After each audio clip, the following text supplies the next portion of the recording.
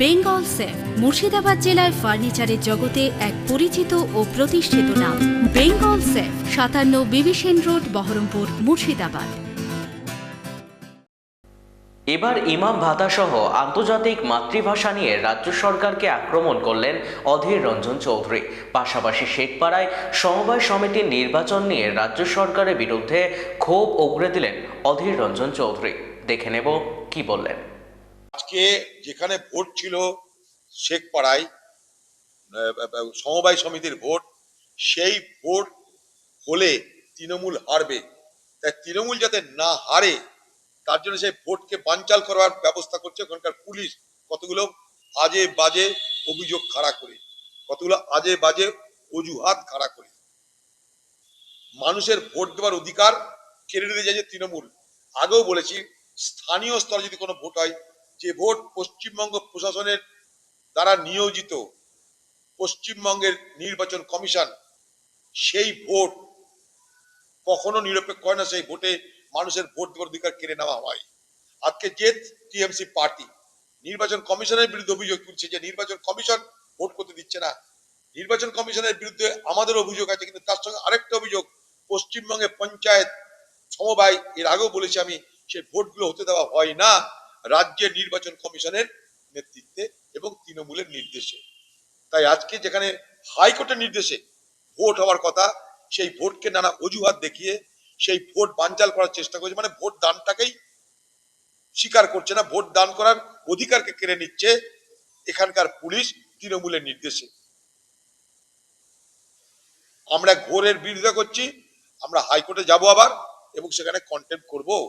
পুলিশের দালালি বন্ধ করতে হবে এবং নির্বাচন কমিশনের কাছেও আমরা অভিযোগ করব। এগুলো নির্বাচন কমিশনের দৃষ্টি আকর্ষণ করব আমরা। আমি তো প্রথম দিনেই বাজেট পেশের পর প্রথম দিনে আমি কথাটা তুলেছিলাম যে ইমাম ভাতা বাড়ানো হলো না কেন।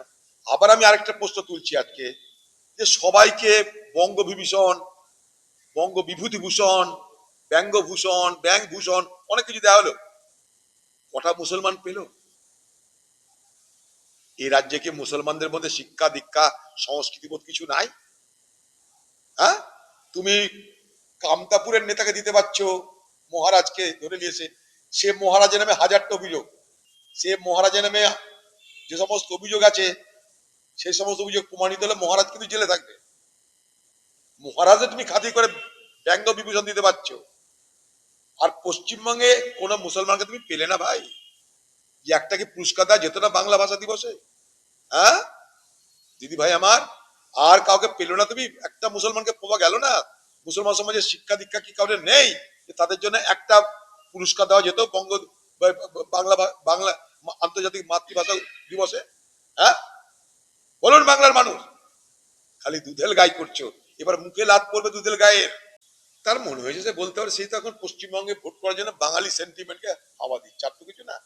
ওদিকে গোর্খাল্যান্ড দাবি করেছিল যারা, আমরা গোর্খাল্যান্ড চাই, তারাও দিদি দিল। সেই সময় দিদি বলেছিল কি, বাংলা ভাগ হতে দেবো না। গোর্খাল্যান্ডের আন্দোলনে বারাসাতের একটা ছেলে শহীদ হলো, আমি বাংলা ভাগ হতে দেবো না। কামতাপুর, আমি বাংলাকে ভাগ হয়ে কামতাপুর হতে দেবো না। সবকে দিদি ধরে আসছে তার পার্টিতে। গোর্খাল্যান্ড বালাও চলে আসছে, কামতাপুর বালাও চলে আসছে, দিদির দলে এখন সবাই চলে আসছে। দিদির এখন ভোট দরকার।